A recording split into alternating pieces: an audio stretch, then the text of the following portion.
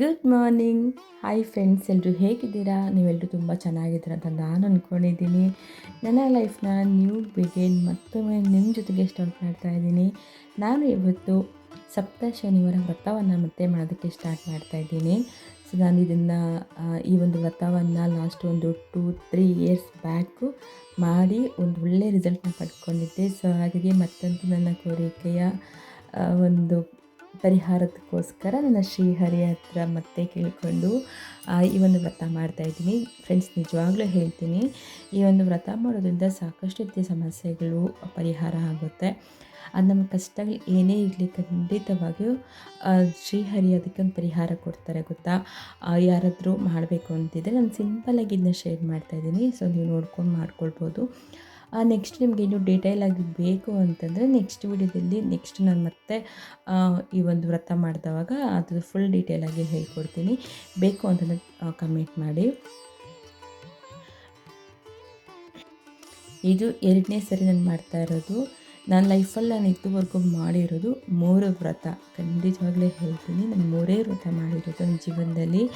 ಆ 3 ವ್ರತ ಕೂಡ ನನಗೆ ಫಲ ಕೊಟ್ಟಿದೆ. ಸೊ ಹಾಗಾಗಿ ಇದನ್ನು ನಾನು ಮಾಡಿರ್ತಕ್ಕಂತಹ ಎಲ್ಲ ಪೂಜೆಗಳು ಪುನಸ್ಕಾರಗಳು ಇರ್ಬೋದು, ಆ ವ್ರತಗಳು, ಸೊ ಇದನ್ನೆಲ್ಲ ನಿಮ್ಮ ಜೊತೆ ಶೇರ್ ಮಾಡ್ಕೊತಾ ಇರ್ತೀನಿ. ಸೊ ಬನ್ನಿ ಈಗ ಪೂಜೆ ನೋಡಿ ಸ್ಟಾರ್ಟ್ ಮಾಡ್ಕೊತಾ ಇದ್ದೀನಿ.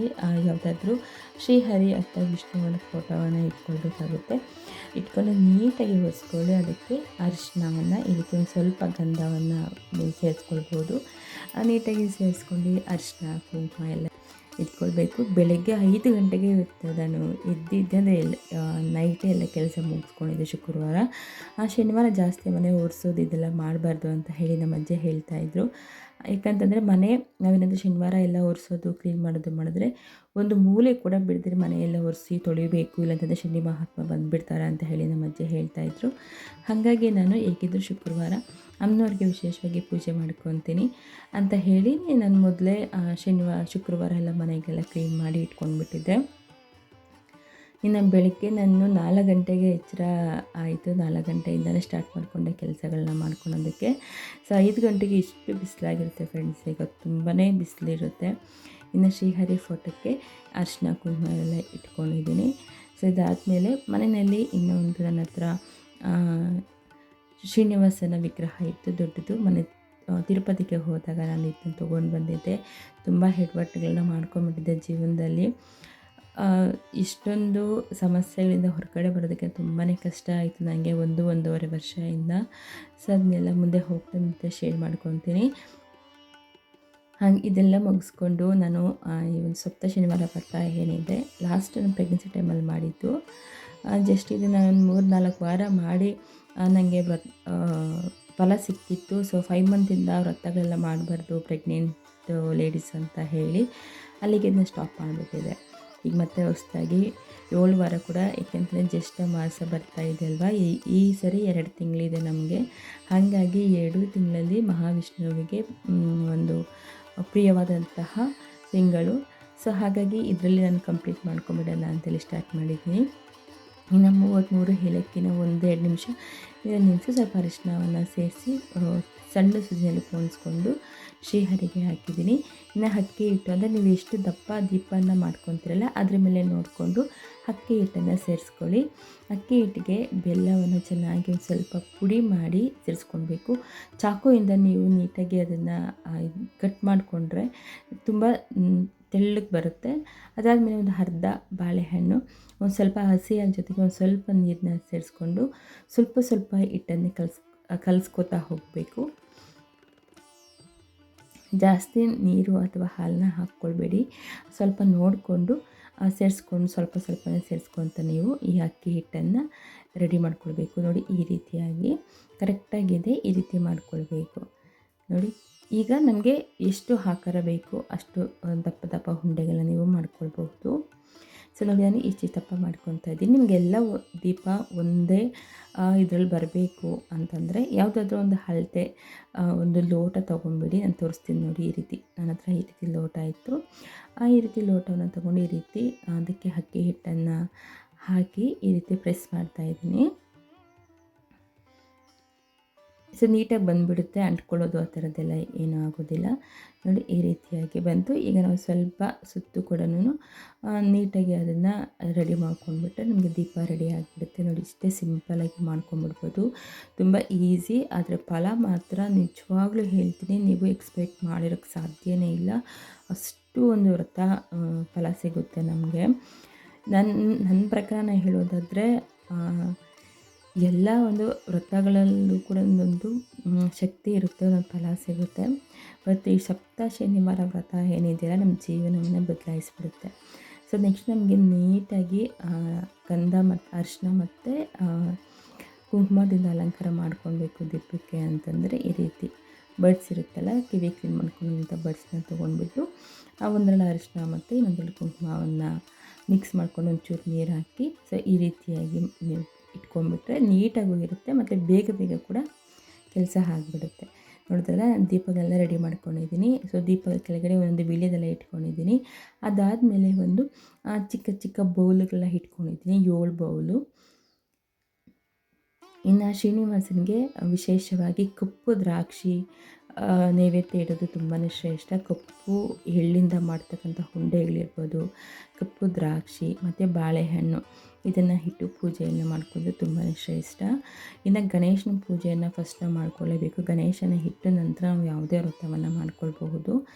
ಈ ರೀತಿಯಾಗಿ ನೀವು ತುಪ್ಪದ ದೀಪ ಅಥವಾ ಎಳ್ಳೆಣ್ಣೆ ಸಿಗುತ್ತದೆ ಅದರಲ್ಲಿ ಮಾತ್ರ ದೀಪಾರಾಧನೆಯನ್ನು ಮಾಡ್ಕೊಳ್ಬೇಕು. ತುಪ್ಪದ ದೀಪ ಅಥವಾ ಎಳ್ಳು ಎಣ್ಣೆಯನ್ನು ಹಾಕಿ 2 ಬತ್ತಿಯನ್ನು ಒಂದು ಬತ್ತಿಯಾಗಿ ಇಟ್ಕೊಂಡು ದೀಪವನ್ನು ರೆಡಿ ಮಾಡ್ಕೊಳ್ಬೇಕು. ಇನ್ನು 7 ದ್ರಾಕ್ಷಿ, ನೀವು ಏನೇ ಇಟ್ಟರೂ 7 ಇಡಿ, 7 ದ್ರಾಕ್ಷಿ ಹಣ್ಣು ಮತ್ತು 2 ಬಾಳೆಹಣ್ಣು ಈ ರೀತಿ ಇಟ್ಕೊಳ್ಬೇಕಾಗುತ್ತೆ. ಚಿಕ್ಕ ಚಿಕ್ಕದು ಬಾಳೆಹಣ್ಣು ಇತ್ತು ಅಂದರೆ ನೀವು 7 ಇಟ್ಕೊಳ್ಬೋದು. ಮತ್ತು ಅಂದರೆ ಯಾವುದಾದ್ರೂ ಒಂದು ಹಣ್ಣುಗಳನ್ನ ನಾವು 7 ಇಟ್ಕೊಳ್ಳೋದು ತುಂಬಾ ಒಳ್ಳೆಯದು, ಶ್ರೇಷ್ಠ. ಹಾಗಾಗಿ ನಾನು ದ್ರಾಕ್ಷಿಯನ್ನು ತುಂಬಾ ಪ್ರೀತಿ. ನಾವು ಕಪ್ಪು ದ್ರಾಕ್ಷಿಯನ್ನು ದೇವರ ಅಂದರೆ ಶ್ರೀನಿವಾಸನ ನೈವೇದ್ಯಕ್ಕೆ ಇಡೋದ್ರಿಂದ ನಮ್ಮ ಆರೋಗ್ಯದಲ್ಲಿ ಸಮಸ್ಯೆಗಳಿರುತ್ತಲ್ಲ ಅದು ಬೇಗನೆ ಕಡಿಮೆ ಆಗಿಬಿಡುತ್ತೆ. ಒಣಗಿರೋದು ಆಗಿರ್ಬೋದು ಅಥವಾ ಹಣ್ಣು ದ್ರಾಕ್ಷಿ ಯಾವುದಾದ್ರೂ ಅಷ್ಟೇ ನಾವು ಇಡ್ಬೋದು, ತುಂಬಾ ಒಳ್ಳೆಯದು. ಹಾಗಾಗಿ ನಾನು ಕಪ್ಪು ದ್ರಾಕ್ಷಿಯನ್ನು ಇಟ್ಟಿದ್ದೀನಿ. ಬಾಳೆಹಣ್ಣು ತಪ್ಪದೇ ಇಡಿ. ಈಗ ದೀಪಗಳೆಲ್ಲ ರೆಡಿ ಮಾಡಿಕೊಂಡು ದೀಪಗಳ ಹಚ್ಕೋತಾ ಇದ್ದೀನಿ. ನೋಡಿ, ಈಗ ಫಸ್ಟ್ ಗಣೇಶನಿಗೆ ಸಂಕಲ್ಪವನ್ನು ಮಾಡಿಕೊಳ್ಳಿ. ಹೂ ಮತ್ತು ಅಕ್ಷತೆಯನ್ನು ಹಿಡಿದು ನನ್ನ ಈ ವ್ರತ ಸಂಪೂರ್ಣವಾಗಿ ಕಂಪ್ಲೀಟ್ ಆಗಬೇಕು, ಯಾವುದೇ ವಿಘ್ನ ಬಾರದಂತೆ ಕಾಪಾಡು, ನಿನ್ನ ಅನುಗ್ರಹ ನಿನ್ನ ಕೃಪೆ ಸದಾ ನನ್ನ ಜೊತೆಗೆ ಇರಬೇಕು ಅಂತ ಹೇಳಿ ಆ ಗಣೇಶನಿಗೆ ಮೊದಲು ಸಂಕಲ್ಪವನ್ನು ಮಾಡಿಕೊಂಡು ನಂತರ ಶ್ರೀಹರಿಯ ಹತ್ರ ನೀವು ಸಂಕಲ್ಪವನ್ನು ಮಾಡಿಕೊಳ್ಬೇಕು. ನೀವು ಹೇಳ್ಕೊಳ್ಳಿ, ನಿಮ್ಮ ಏನು ಸಂಕಲ್ಪ ಇದೆಯೋ ಅದನ್ನೆಲ್ಲ ಅಕ್ಷತೆ ಮತ್ತು ಹೂವನ್ನು ಇಟ್ಕೊಂಡು ಒಂದು ಏಲಕ್ಕಿಯನ್ನು ಕೈಯಲ್ಲಿ ಇಟ್ಕೊಂಡ್ಬಿಟ್ಟು ನಿಮ್ದು ಏನೇನು ನಿಮ್ಮ ಕೋರಿಕೆ ಏನು ನಡಿಬೇಕು, ಏನು ನೆರವೇರಬೇಕು, ಗಂಡ ಹೆಂಡತಿ ಏನಾದರೂ ಸಮಸ್ಯೆ ಇದ್ದರೆ ಅಥವಾ ಆರೋಗ್ಯದಲ್ಲಿ ಏನಾದರೂ ಸಮಸ್ಯೆ ಇದ್ದರೆ ಮತ್ತು ಮಕ್ಕಳೇನಾದರೂ ಆಗ್ತಾಯಿಲ್ಲ ಅಂತಂದರೆ, ಏನಾದರೂ ದೋಷಗಳಿತ್ತು ಅಂತಂದರೆ ಖಂಡಿತವಾಗಿಯೂ ಎಲ್ಲ ಹೇಳಿಕೊಂಡು ಈ ರೀತಿಯಾಗಿ ಸಮಸ್ಯೆ ಇದೆ ಅಂತ ಹೇಳಿ ಒಂದು ಸಂಕಲ್ಪವನ್ನು ಮಾಡಿಕೊಂಡು ನಂತರ ನೀವು ಧೂಪ ದೀಪವನ್ನು ಹಚ್ಕೊಂಡು ಪೂಜೆಯನ್ನು ಮಾಡಿಕೊಳ್ಬೋದು. ತಪ್ಪದೇ ಒಂದು ತುಪ್ಪದ ದೀಪವನ್ನು ಹಚ್ಚೋದನ್ನು ಮರಿಬೇಡಿ, ಯಾಕಂದರೆ ಶ್ರೀಹರಿಗೆ ತುಪ್ಪದ ದೀಪ ಅಂದರೆ ತುಂಬಾ ಇಷ್ಟ. ಹಾಗಾಗಿ ನಾನು ತುಪ್ಪದ ದೀಪ ನೋಡಿ 2 ಈ ರೀತಿ ಗುಂಡು ಬತ್ತಿಯಿಂದ ತುಪ್ಪದ ದೀಪವನ್ನು ಮಾಡಿಕೊಂಡು ಆರತಿ ಮಾಡ್ಕೋತಾ ಇದ್ದೀನಿ. ಸೊ ಈ ರೀತಿ ಮಾಡ್ಕೊಂಡು ತುಂಬಾ ಶ್ರೇಷ್ಠ. ಮತ್ತು ಶ್ರೀಹರಿಗೆ ಹಾಕಿರತಕ್ಕಂತಹ ಏಲಕ್ಕಿ ಇದೆಯಲ್ಲ ಅದನ್ನು ತೆಗೆದುಬಿಟ್ಟು ನೀವು ಪಾಯಸ ಅಥವಾ ಸಿಹಿ ಟೀ ಮಾಡಿದ್ರೆ ಟೀ ಜೊತೆಗೆ ಒಂದು ಸ್ವಲ್ಪ ಶುಂಠಿ ಮತ್ತು ಆ ಏಲಕ್ಕಿಯನ್ನು ಹಾಕ್ಕೊಂಡು ನಾವು ಟೀ ಮಾಡ್ಕೊಂಡು ಕುಡಿಯೋದಾಗಿರ್ಬೋದು ಅಥವಾ ಪಾಯಸ ಈ ರೀತಿ ಏನಾದರೂ ಮಾಡ್ಕೊಳೋದಿದ್ರೆ ಅದನ್ನ ನಮ್ಮ ದೇಹಕ್ಕೆ ಸೇರೋದ್ರಿಂದ ಅಷ್ಟೇ ತುಂಬಾ ಒಳ್ಳೆಯದಾಗುತ್ತೆ. ಏನು ಅಂದರೆ ಹೆಲ್ತ್ ಇಶ್ಯೂಸ್ ಇರುತ್ತಲ್ಲ, ಸೊ ಅದಕ್ಕೆ ತುಂಬ ಚೆನ್ನಾಗಿ ನಮಗೆ ರಿಕವರಿ ಆಗೋದಕ್ಕೆ ಅದು ಸಹಾಯ ಆಗುತ್ತೆ. ಸೊ ಹಂಗಾಗಿ ಏಲಕ್ಕಿ ಅಂತಂದರೆ ತುಂಬಾ ಇಷ್ಟ. 33 ಏಲಕ್ಕಿಯನ್ನು ಪೋಣಿಸ್ಬಿಟ್ಟು ಹಾಕಿ ತುಂಬಾ ಒಳ್ಳೆಯದಾಗುತ್ತೆ. ಸೊ ನೆಕ್ಸ್ಟ್ ಮತ್ತು ನಾನು ಧೂಪದಿಂದ ಪೂಜೆಯನ್ನು ಮಾಡ್ಕೋತಾ ಇದ್ದೀನಿ. ಸೊ ನೋಡಿದ್ರಲ್ಲ ಈ ರೀತಿಯಾಗಿ ಈಗ ನೆಕ್ಸ್ಟ್ ನಾನು ಶ್ರೀಹರಿಗೆ ಸಂಬಂಧಪಟ್ಟಂತಹ ವರಾಹ ಅಷ್ಟೋತ್ತರ ಶತನಾಮಾವಳಿಯನ್ನು ಹೇಳ್ತೀನಿ. ವರಾಹ ಅಷ್ಟೋತ್ತರ ಶತನಾಮಾವಳಿ ವಿಶೇಷವಾಗಿ ನಮಗೆ ಫಲವನ್ನು ಕೊಡುತ್ತೆ. ನನ್ನ ಮನೆಗೆ ಹೂಗಳಿಂದ ಅರ್ಚನೆಯನ್ನು ಮಾಡ್ಕೊತಾ ಇದ್ದೀನಿ, ಕುಂಕುಮದಿಂದ ಕೂಡ ಅರ್ಚನೆ ಮಾಡ್ಕೊಳ್ಬಹುದು. ಆದರೆ ಮಲ್ಲಿಗೆ ಹೂವಿಂದ ಅರ್ಚನೆ ಮಾಡೋದು ತುಂಬಾ ಶ್ರೇಷ್ಠ. ಸೊ ಹಾಗಾಗಿ ನಾನು ಮಲ್ಲಿಗೆ ಹೂವನ್ನು ತಗೊಂಡು ಶ್ರೀಹರಿಗೆ ಅರ್ಚನೆಯನ್ನು ಮಾಡ್ಕೊತಾ ಇದ್ದೀನಿ. ನೀವು ವರಹ ಅಷ್ಟೋತ್ತರ ಹೇಳ್ಕೊಳ್ಬಹುದು, ಅಥವಾ ಓಂ ನಮೋ ನಾರಾಯಣಾಯ ನಮಃ ಅಂತ ಹೇಳಿಕೊಂಡು, ಅಥವಾ ಗೋವಿಂದ ಅಂತ ಹೇಳಿಕೊಂಡು ಹೂಗಳಿಂದ ಅರ್ಚನೆಯನ್ನು ಮಾಡ್ಕೊಳ್ಬಹುದು. ಸೊ ನೆಕ್ಸ್ಟ್ ಈಗ ನಾನು ಮುತ್ತಿನ ಆರತಿಯನ್ನು ಕೊಡ್ತಾ ಇದ್ದೀನಿ. ಶ್ರೀಹರಿಗೆ ಮುತ್ತಿನ ಆರತಿ ಅಂದರೆ ಬಹಳ ಪ್ರೀತಿ, ತುಂಬಾ ಇಷ್ಟ. 5 ಬತ್ತಿ ತುಪ್ಪದ ದೀಪ ಅಥವಾ ಎಲೆನ ದೀಪವನ್ನು ಹಚ್ಕೊಂಡು ಸ್ವಲ್ಪ ಹೂ ಮತ್ತು ಮುತ್ತುಗಳನ್ನು ಹಾಕಿ ನೀವು ಈ ರೀತಿ ಆರತಿ ಕೊಟ್ಟರೆ ಅಂತಂದರೆ ತುಂಬಾ ಸಂತೃಪ್ತರಾಗ್ತಾರೆ. ಅದರಲ್ಲಿ ಪಚ್ಚಕರ್ಪೂರ ಅಂದ್ರೂ ಅಷ್ಟೇ ಬಹಳ ಪ್ರೀತಿ. ನಾನು ಪಚ್ಚಕರ್ಪೂರ ಇದೆ ಅಂತ ಹೇಳಿ ಮರ್ತೋಗ್ಬಿಟ್ಟಿದ್ದೆ, ಬಟ್ ಮನೆಯಲ್ಲಿ ಸಿಗಲಿಲ್ಲ, ತುಂಬಾ ಬೇಜಾರಾಯಿತು. ಪಚ್ಚಕರ್ಪೂರದಿಂದ ಆರತಿ ಮಾಡಿದ್ರು ಅಷ್ಟೇ ತುಂಬ ಬೇಗ ಹೊಲಿದ್ಬಿಡ್ತಾರೆ ಶ್ರೀಹರಿ. ಹಾಗಾಗಿ ನೀವೇನಾದರೂ ವ್ರತ ಮಾಡಬೇಕು ಅಂತಿದ್ರೆ ನನಗೆ ಕಮೆಂಟ್ ಮಾಡಿ, ನಾನು ನೆಕ್ಸ್ಟ್ ವಿಡಿಯೋದಲ್ಲಿ ನೀಟಾಗಿ ಕಂಪ್ಲೀಟಾಗಿ ತಿಳಿಸ್ಕೊಡ್ತೀನಿ. ಇನ್ನು ಮುತ್ತಿನ ಆರತಿ ಕೂಡ ಮಾಡಿಕೊಂಡೆ. ಇನ್ನು ತುಳಸಿಯನ್ನು ಇರಲೇಬೇಕಲ್ವಾ, ತುಳಸಿ ಮತ್ತು ಅಮ್ಮನವ್ರ ಪಾದಗಳನ್ನ ಹಾಕ್ಕೊಂಡು ನೋಡಿ ಈ ರೀತಿಯಾಗಿ ಪೂಜೆ ಮಾಡ್ಕೊತಾ ಇದ್ದೀನಿ. ಎಲ್ಲ ದೀಪಗಳು ಅಷ್ಟೇ ಒಂದೇ ರೀತಿಯಾಗಿ ಎಷ್ಟು ಚೆನ್ನಾಗಿ ಬೆಳಗ್ತಾ ಇದ್ದಾವೆ ನೋಡಿ. ಕಾಯಿ ಎಲ್ಲ ಹೊಡೆದು ಪೂಜೆ ಎಲ್ಲ ಮಾಡಿಕೊಂಡು ನೈವೇದ್ಯಕ್ಕೆ ಒಂದು ಸ್ವಲ್ಪ ಹಾಲು ಸಕ್ಕರೆಯನ್ನು ಇಟ್ಕೊಳ್ಳಿ, ಹಣ್ಣುಗಳು ಏನಾದರೂ ಇಟ್ಕೊಳ್ಬಹುದು. ಈ ರೀತಿ ನೀವು ಬರೀ ಹಣ್ಣುಗಳನ್ನೇ ಇಟ್ಕೊಂಡ್ರು ಅಷ್ಟೇ ಸಾಕು, ಶ್ರೀಹರಿಗೆ ಅದೇ ಸಂತೃಪ್ತರಾಗ್ತಾರೆ. ಮತ್ತು ದೀಪ ಹಚ್ತೀವಲ್ಲ ಅದೇ ಶ್ರೀಹರಿಗೆ ತುಂಬ ಪ್ರೀತಿ. ಸೊ ಇಷ್ಟಿಂದ ಗಣೇಶನಿಗೆ ತಪ್ಪು ನೀವು ಗರಿಕೆಯನ್ನು ಇಡೋದನ್ನ ಮರಿಬೇಡಿ. ಇನ್ನು ಹಾಗೆ ಶ್ರೀಹರಿಗೆ ತುಳಸಿಯನ್ನು ಹಾಕೋದನ್ನು ಮರಿಬೇಡಿ. ಎಲ್ಲೋ ಕಲರ್ ಹೂಗಳನ್ನೇ ಹೆಚ್ಚಾಗಿ ಬಳಸಿ, ಎಲ್ಲೋ ಮತ್ತು ಮಲ್ಲಿಗೆ, ತುಳಸಿ ಇದನ್ನು ಹೆಚ್ಚಾಗಿ ನಾವು ಬಳಸ್ಕೊಂಡ್ರೆ ತುಂಬಾ ಶ್ರೇಷ್ಠ. ನೀವು ನೆಕ್ಸ್ಟು ನಾನು ಯಾರಿಗಾದ್ರೂ ಈ ವ್ರತ ಮಾಡೋರು ಏನಾದರೂ ತುಂಬ ಸಮಸ್ಯೆಗಳಿತ್ತು ಅಂತಂದರೆ, ಮಕ್ಕಳಾಗದೇ ಇದ್ದರೆ ಮತ್ತು ತುಂಬ ಹೆಲ್ತ್ ಇಶ್ಯೂಸ್ ಕಾಡ್ತಾ ಇದ್ದರೆ, ಸೊ ಬೇಕು ಅಂತಂದರೆ ಮತ್ತು ನಿಮ್ಗೆ ಏನಾದರೂ ಕೆಲಸ ಸಿಗಬೇಕು, ಈ ರೀತಿ ಎಲ್ಲ ಬೇಕು ಇದ್ದರೆ ನನಗೆ ದಯವಿಟ್ಟು ಕಮೆಂಟ್ ಮಾಡಿ ತಿಳಿಸಿ. ನೀಟಾಗಿ ನಾನು ಇನ್ನು ನಿಮಗೆ ಪೂಜೆಯನ್ನು ಯಾವ ರೀತಿ ರೆಡಿ ಮಾಡ್ಕೊಳ್ಬೇಕು ಅಂತೆಲ್ಲನೂ ತಿಳಿಸ್ಕೊಡ್ತೀನಿ. ಜೀವನದಲ್ಲಿ ಒಂದು ಸಾರಿ ಮಾಡಿ ನಿಮಗೆ ಅದರ ಫಲ ಏನಂತ ಗೊತ್ತಾಗುತ್ತೆ. ಲೈಫಲ್ಲಿ ನಾವು ಒಂದು ಸರಿ ಆದ್ರೂ ಅಷ್ಟೇ ಶ್ರೀಹರಿಗೆ ಈ ರೀತಿಯಾಗಿ ಸಪ್ತ ಶನಿವಾರದ ವ್ರತವನ್ನು ಮಾಡೋದು ತುಂಬಾ ಶ್ರೇಷ್ಠ ಆಯಿತಾ. ಹಂಗಾಗಿ ಮಾಡ್ಕೊಳ್ಳಿ. ನೋಡಿದ್ರಲ್ಲ ಇಷ್ಟು ಸಿಂಪಲಾಗಿ ನಾನು ಪೂಜೆಯನ್ನು ಮುಗಿಸ್ಕೊಂಡೆ. ಇಷ್ಟು ಸಿಂಪಲಾಗಿ ಮಾಡಬೇಕು ಅಂತಂದ್ರೂ ನಾವು ದೇವರಿಗೆ ನಾವು ಪ್ರೀತಿ ಮತ್ತು ಶುದ್ಧವಾದಂಥ ಮನಸ್ಸಿಂದ ಮಾಡೋಕ್ಕೋದ್ರೆ ತುಂಬ ಗ್ರ್ಯಾಂಡಾಗೆ ಆಗಿಬಿಡುತ್ತೆ. ಇನ್ನು ನೀವು ಶನಿವಾರ ಮತ್ತು ಶುಕ್ರವಾರ ಇವೆರಡು ಅಂದರೆ ವ್ರತದ ಹಿಂದಿನ ದಿನ ಬ್ರಹ್ಮಚರ್ಯವನ್ನು ಪಾಲಿಸಬೇಕು, ಅದನ್ನು ತಪ್ಪಿಸಬೇಡಿ. ಸೊ ಇನ್ನು ಅದಾದಮೇಲೆ ಬೆಳಗ್ಗೆ ಇದನ್ನೆಲ್ಲ ತೆಗೆದು ಒಂದು ಯಾವುದಾದ್ರೂ ಹಸುವಿನ ಬಾಯಿಗೆ ಕೊಟ್ಬಿಡೋದು ತುಂಬಾ ಒಳ್ಳೆಯದು. ಹಸು ಕೊಟ್ಬಿಡಿ. ಒಂದು ವೇಳೆ ನಿಮ್ಮ ಹತ್ರ ಎಲ್ಲೂ ಹಸು ಇಲ್ಲ ಅಂತನ್ನೋದು ಆದರೆ ಅದನ್ನು ನೀಟಾಗಿ ತೆಗೆದು ಪುಡಿ ಮಾಡಿ ಕಪ್ಪು ಇರುವೆಗಳಿಗೆ ಹಾಕಿ ಅಥವಾ ನೀರಲ್ಲಿ ನೀವು ಬಿಟ್ಬಿಡಿ. ಇದನ್ನು ಮಾಡ್ಕೊಳ್ಬೋದು. ಬಟ್ ವೇಸ್ಟ್ ಮಾತ್ರ ಹಾಕ್ಬಾರ್ದು, ಅಲ್ಲಿ ಕಸದಲ್ಲಿ ಹಾಕೋದು ಈ ರೀತಿ ಮಾಡಬಾರ್ದು, ತುಂಬಾ ತಪ್ಪು. ಸೊ ಇದು ನೋಡಿ ನಾನು ಶ್ರೀಹರಿಯ ಪೂಜೆ ಎಷ್ಟು ಚೆನ್ನಾಗಿ ದೀಪಗಳು ಶಾಂತವಾಗಿ ಬೆಳಗ್ತಾ ಇದ್ದಾವೆ ಅಂತ ಹೇಳಿ ಅಲ್ವಾ. ಪೂಜೆ ಹೇಗಿತ್ತು ಅಂತ ಕಮೆಂಟ್ ಮಾಡಿ ತಿಳಿಸಿ, ಓಕೆನಾ. ಹಾಗೆ ನಾನು ಈ ಹೊಸ ಒಂದು ಲೈಫ್ಗೆ ನೀವೆಲ್ಲರೂ ಸಪೋರ್ಟ್ ಮಾಡಬೇಕು. ನಿಮಗೆ ಯೂಸ್ಫುಲ್ ಆದಂತಹ ಎಲ್ಲ ಮಾಹಿತಿಯನ್ನು ಹಂಚ್ಕೋತೀನಿ. ಇನ್ನು ಅನ್ಎಕ್ಸ್ಪೆಕ್ಟೆಡಾಗಿ ಇವತ್ತು ತಿರುಪತಿಗೆ ಹೋಗ್ಬರೋಣ ಅಂತ ಹೇಳಿ ಚಿಕ್ಕ ತಿರುಪತಿಗೆ ಹೊರಟಿದ್ವಿ. ತುಂಬಾ ಖುಷಿಯಾಯಿತು. ನಾನು ಅಂದ್ಕೊಂಡಿದ್ದೆ ಅಷ್ಟರಲ್ಲಿ ಅರುಣ್ ನನ್ನ ಮನೆಯವರು ಕೂಡ ಹೇಳಿದ್ರು ತಿರುಪತಿಗೆ ಹೋಗ್ಬರೋಣ ಅಂತ ಹೇಳಿ. ಹೋದ್ವಿ. ಬಟ್ ಏನು ಜನ ಅಂತಂದರೆ ಈ ಸರಿ ಸಿಕ್ಕಾಪಟ್ಟೆ ಜನ ಅಂದರೆ ಜನ ಎಷ್ಟು ಕ್ಯೂ ನಿಂತಿತ್ತು ಅಂತಂದರೆ ಸಿಕ್ಕಾಪಟ್ಟೆ ಇತ್ತು ನೋಡಿ. ಇಷ್ಟಲಿಂದ ಎಲ್ಲಿವರೆಗೂ ಇರೋ ಜನ. ಇನ್ನು ಹೊರ್ಗಡೆ ಇನ್ನೊಂದು ಹಿಂದೆಗಡೆ ಎಲ್ಲ ಕ್ಯೂ ಇದೆ, ಅಷ್ಟು ಜನ ಇದ್ದಾರೆ ನೋಡಿ, ಅಲ್ಲೆಲ್ಲ ಎಷ್ಟು ಜನ ಇದ್ದಾರೆ ಅಂತ ಹೇಳಿ.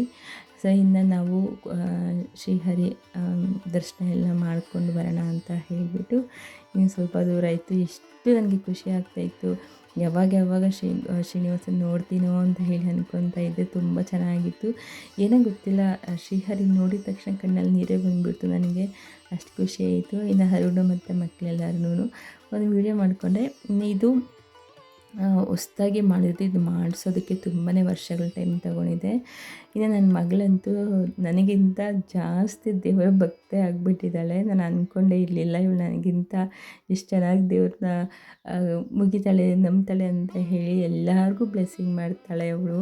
ಅಷ್ಟು ಇಷ್ಟ ದೇವರು ಅಂತಂದರೆ ಅವಳಿಗೆ. ನನಗೂ ಕೂಡ ಬ್ಲೆಸ್ ಮಾಡ್ತಾಯಿದ್ಳು.